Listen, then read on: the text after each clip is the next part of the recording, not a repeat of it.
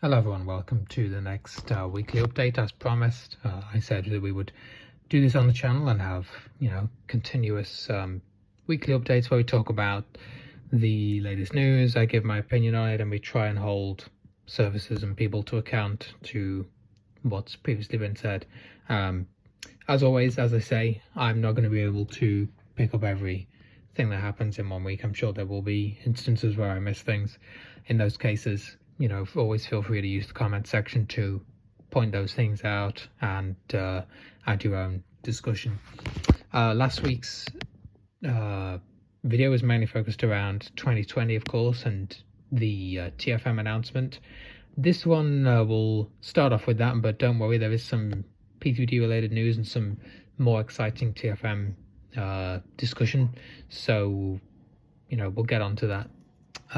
So the first thing we were going to discuss was what sort of happened in the early to middle of last week with regard to TFM and 2020.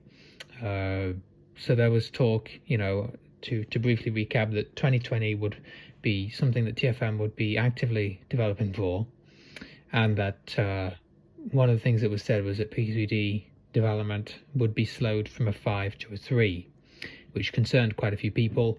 Quite a few people expressed concern to me and, in groups and things about this.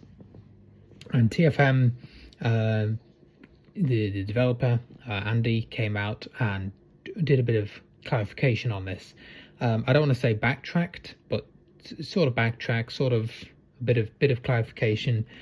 So essentially what was said was that as things are done in P3D, some of it is transferable to FS 2020. So for example, if something is added in P3D, it might be that thing can also be tied into 2020 at the same time, in which case that will be done. It was also said, however, though, that the things that would require specific attention in 2020 with regard to, okay, this won't work in P3D, we need to sort of add special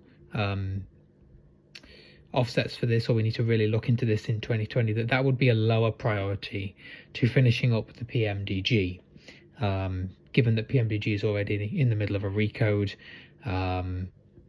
etc. And the things that we've previously discussed, where there's obviously the need to bring the 7.4 and 7.3 in line with the 777. The developer said that the 777 is probably the most complete at the moment in terms of what reads and what we have access to. The 7.3 isn't too far behind, and the 7.4 is way behind, as we know. So my opinion on that, obviously, is I'm glad that PMDG will retain priority. I've said it before, and we'll get onto it again in a minute, that in my opinion, P3D remains the primary sim because of accessibility and because of what it can provide within the sim to users, and so it should remain the priority. So I am glad to hear that, and obviously it's always important that programs engage with the community, and in this case, I can only say that I'm glad, and I hope that TFM will continue to respond to community feedback.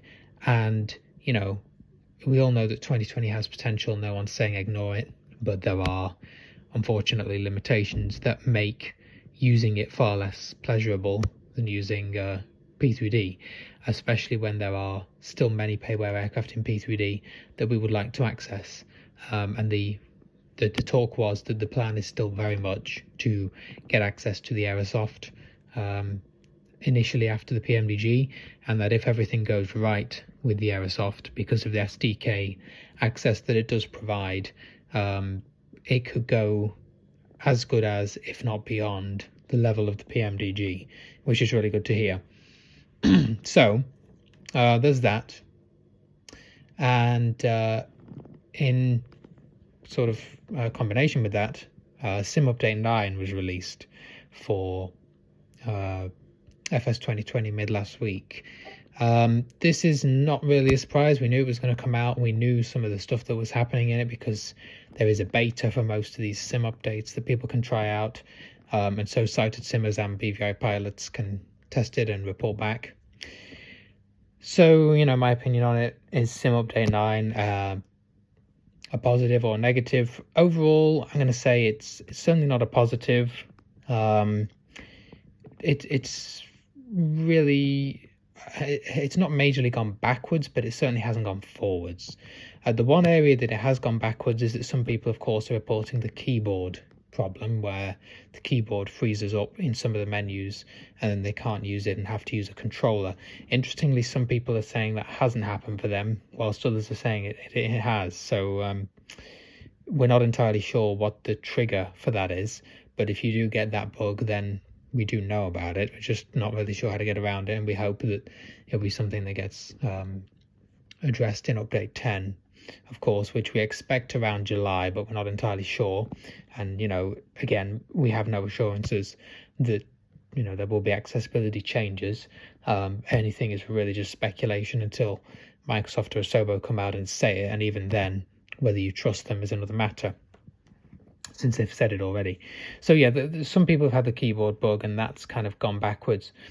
In terms of the AI, there was a lot of talk that the AI had been somewhat fixed, especially with regard to the bigger aircraft jets mainly, that it was more stable on approach, and that it wouldn't cause as many go-arounds. I'm afraid from what I've seen that is not at all the case. It still comes through 10,000 feet far too fast at about 330 knots or so. It still approaches the runway at about 250, often less, basically, and just doesn't fly in a stable way, often throwing out flaps and gear in a sort of desperate attempt to slow down, and then probably, quite a few times just having to perform a go around because it's not stable. Couple of times when it has landed, I've seen it just crash, either crash on landing or crash on the taxi procedure that it performs, and just boot the player out of the menu, out of the aircraft back to the menu or whatever. So there are definitely issues with the stability of it on approach and on taxi that need addressing. The main issue that I can see is it just comes in too fast, really. It's not the most difficult thing in the world to fix. They would need to just make sure that it slows down appropriately. It has deeper flaws in that it doesn't fly SID and star restrictions properly. If you notice with the climb rate, it always climbs and descends at 2,000 feet a minute. It doesn't really follow altitude restrictions or speed restrictions that you might find on a SID or star. So there are other issues with it, but of course the main issue is the approach. The altitude issue also doesn't look like it was properly fixed. I know some people have been experimenting with trying to set the altimeters manually, but the issue seems to still be persisting, where people are having ATC sometimes tell them to climb to an altitude because the AI is sitting at about 600 feet or whatever, 600 feet below the assigned altitude by ATC. So that's unfortunate. So overall, the AI doesn't seem like a lot has really been changed. It's certainly one of those things where I've heard, some people say that the AI is similar to, what's the difference between having the AI take over in a PMDG where you put the autopilot on as soon as you get airborne? There's really not a lot of difference. That statement I couldn't disagree with more if I tried. The PMDG, you got the CDU, the panels to manage. I mean, the CDU itself is really, really complicated. All these procedures and checklists to follow. It's not just a case of take off, put the autopilot on, wow, you're done. The AI in no way flies like the PMDG, and it doesn't give you in any way near the same experience or flying knowledge as flying the PMDG. So yeah, unfortunately don't accept that one at all. Other than that, I mean, yeah, it's not really, there's nothing majorly negative about the update other than, like I say, it's not gone forward. They haven't really fixed any of the things that we were looking at having them fix. So yeah, if you're expecting big changes in the way the AI flies, don't. If you're expecting accessibility changes, again, hasn't really happened. Just because 2020 is sort of the newfangled thing, and sighted simmers are getting excited about the eye candy. The situation, really remains the same. The ball is in Asobo and Microsoft's court. They've had the feedback from all of us, and they need to act on it, really, and they still haven't. So we can only hope and keep putting out, tweets and sending emails and things. At the end of the day, people have lives. There's only so much they can do, and they as in Asobo and Microsoft, have already been given this information by our community on a regular basis. I know for a fact I have done so, and I know other people who have, especially towards the back end of last year and the early part of this year, when there was talk about a testing team. Right, so the next really exciting news from TFM was talk about the ILS and how there's going to be some updates shortly. I don't believe, from what I've been told, that the update for TFM fixing the settings dialog has been released yet, but I will obviously update you on next week's video if it has by then. But maybe they're also waiting to combine a few other things into this update. I'm not entirely sure.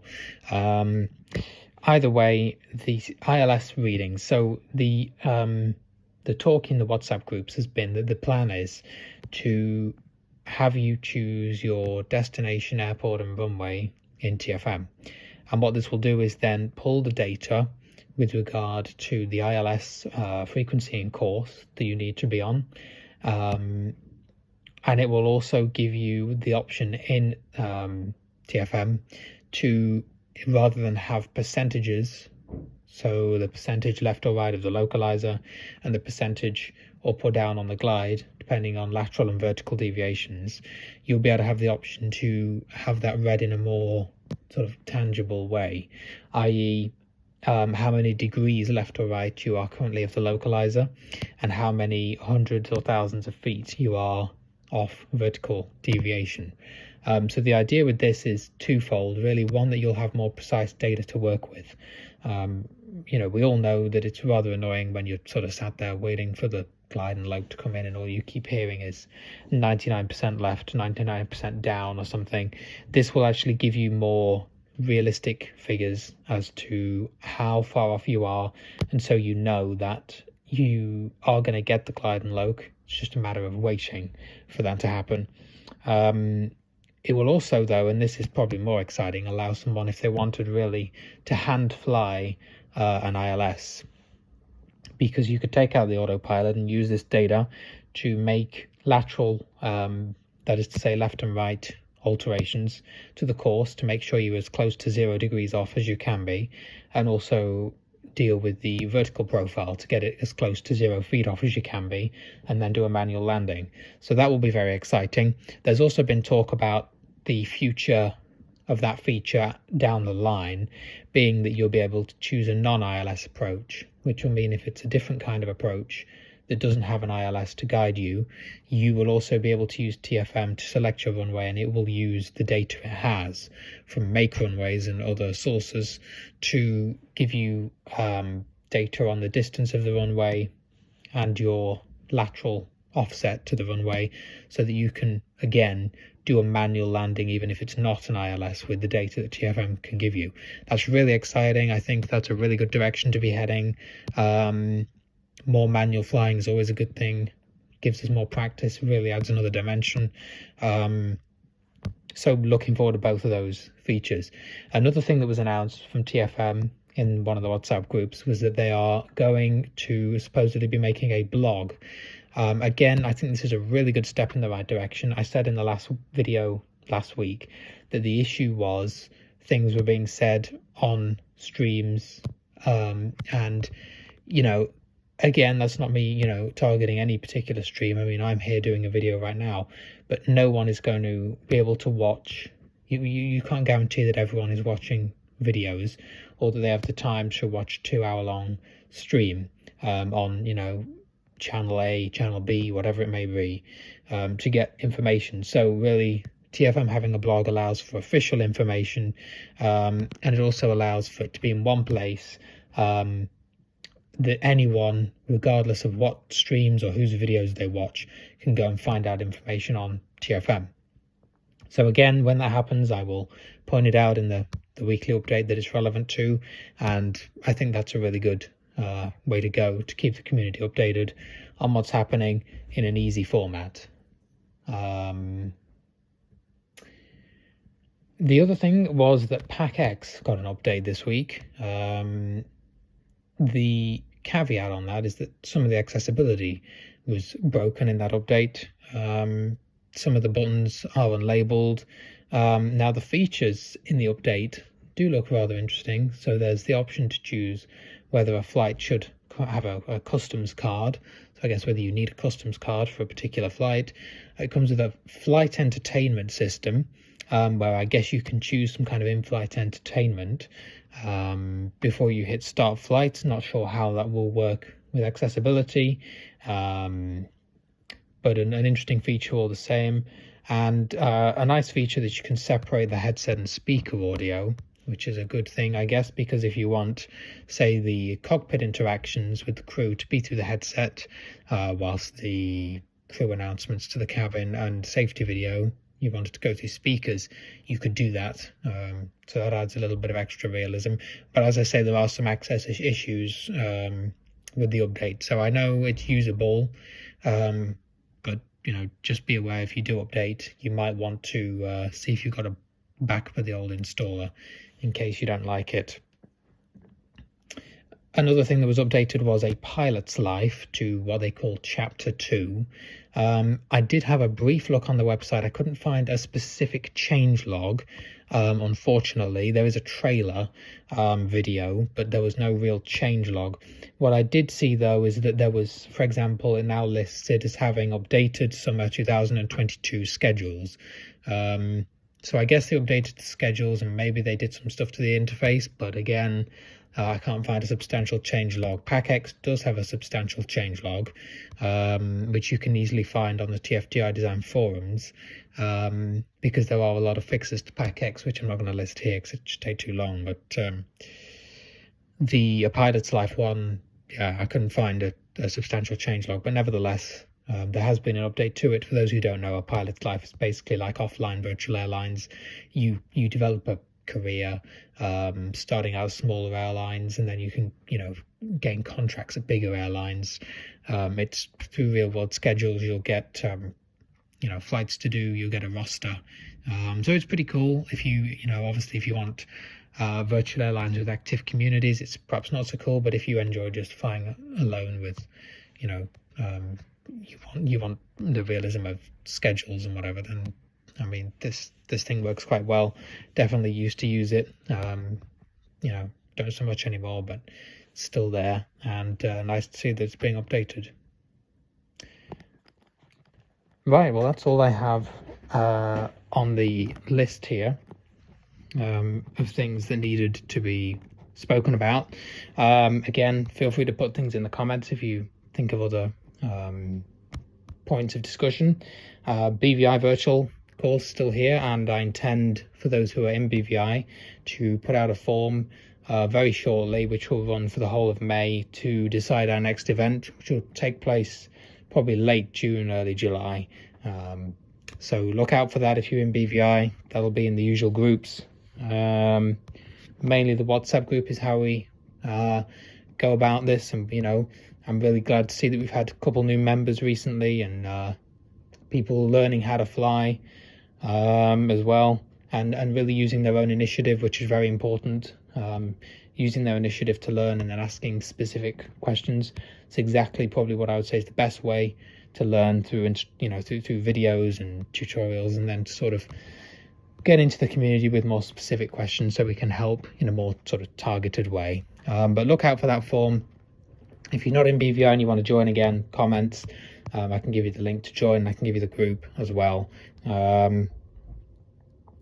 But yeah, I hope you enjoyed, and we'll see you in next week's video, as always.